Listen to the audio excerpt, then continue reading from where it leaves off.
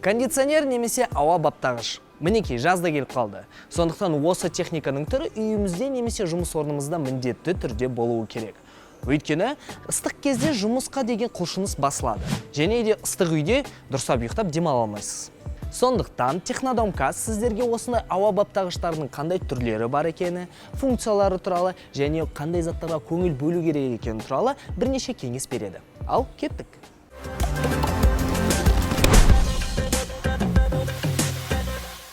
Ауаны суыту режимі кез келген ауа баптағыштарда бар. Бірақ жылыту режимі әрқайсысында кездесе бермейді. Ал бұл функция болса өте маңызды. Мысалы, далада суық болып тұрып үйге әлі жылыту бермеген кезде өте қажет. Құрғату режимі салқындату режиміне ұқсас, бірақ осы жерде желдеткіші минимал түрде жұмыс істейді. Егер сіз ылғалды климатта тұрсаңыз, бұл сізге міндетті түрде қажет. Және де ол үйдегі зеңді басуға көмектеседі. Желдету немесе вентиляция функциясы ауаны өзінің фильтрлары арқылы өткізіп, қайта шығарады.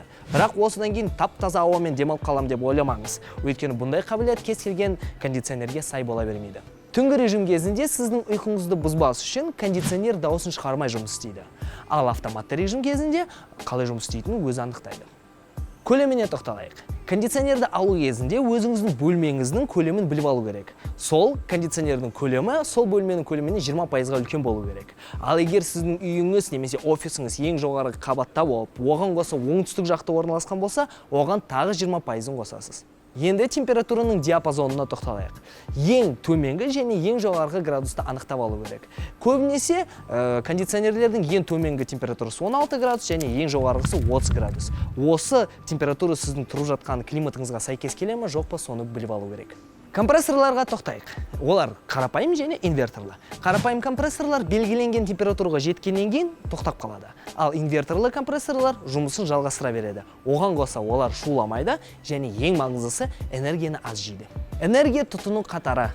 Токты үнемдеу үшін A+ және одан да жоғары модельдерін таңдаңыз. Ал D-C энергияны өте көп жейді. Механикалық фильтрлар ауадағы шаң және қалықтап шығып жүрген жүнді жинап алады. Оны сіз міндетті түрде тазалау керексіз, өйткені уақыт өте қарай олар көгеріп, немесе зең басып кетеді. Бактериалды фильтр ауадағы бактерияларды өлтіруге тырысады, ал көмірлі болса, жағымсыз иісті жояды. Бірақ осылардың арасындағы ең үздігі ионды фильтр. Ол тек бактерияларды өлтіріп қоймай, денсаулыққа пайдалы ауамен қамтамасыз етеді. Бірақ фотокаталистік және плазмалық фильтрлар дегендер де бар. Олар екеуі де бактерияларды жояды. Біріншісі болса, зиянды бактерияларды жақсы бактерияларға айналдырады. Ал екіншісі электродтардың арқасында осы бактериялармен күреседі. Әр кондиционердің әрине өзінің пульті бар. Бірақ 21 ғасырда біздің пультіміз ол біздің смартфон. Сондықтан кондиционерлерді Wi-Fi арқылы өзіңіздің смартфоныңызға жалғай аласыз. Осының арқасында кондиционер туралы барлық ақпаратты көре аласыз. Мысалы, егер сіздің кондиционеріңізде фильтрді өзгерту керек болса, немесе кейбір заттары сынайын деп тұрған немесе сынып қалған болса, кондиционер сізге осы ақпаратты дисплейіңізде шығарып береді. Оған қоса тағы да автоеріту функциясы бар. Егер сіздің компрессорыңыз далада тұрып қысты күні қатып қалса, ол туралы ақпаратыңыз келіп, сіз оны еріте аласыз. Ал енді ең соңғы кеңесім, әр кондиционердің суын 3 жылда бір рет ауыстырып тұруымыз керек.